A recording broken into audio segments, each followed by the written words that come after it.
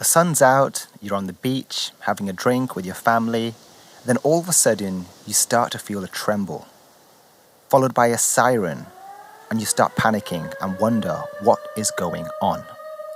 Then all of a sudden you start to notice the water receding, pushing further and further back.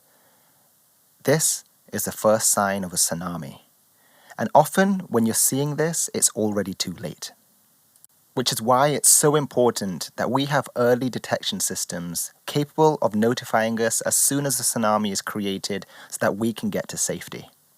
And in today's podcast, we're going to discuss a brand new paper which was released by the University of California, where researchers are trying to create a tsunami early warning system using artificial intelligence.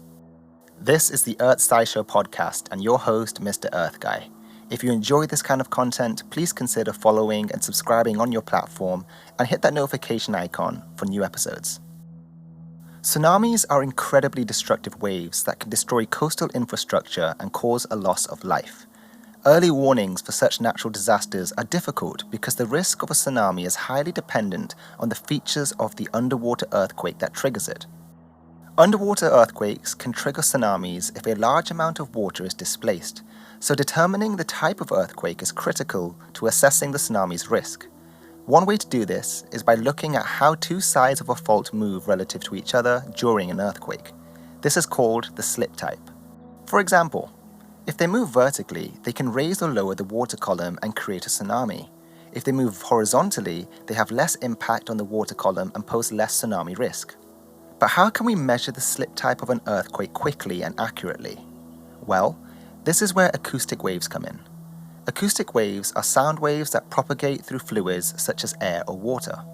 When an underwater earthquake occurs, it produces acoustic waves that carry information about the earthquake's features such as its location, orientation, magnitude, and slip type.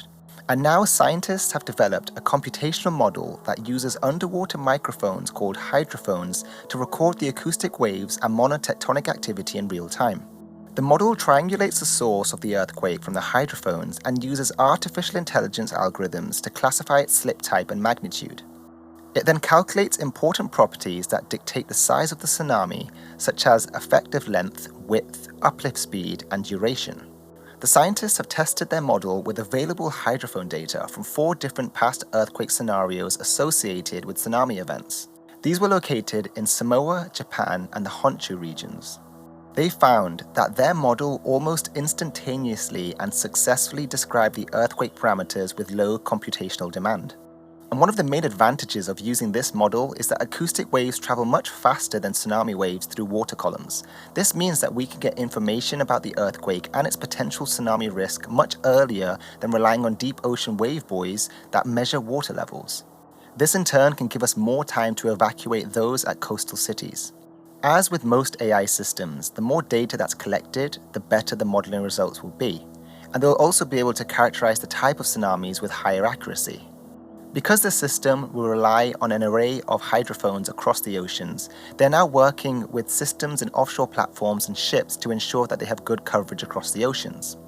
Based on the preliminary results from the research that they've done, this system has great potential and hopefully will save a lot of lives.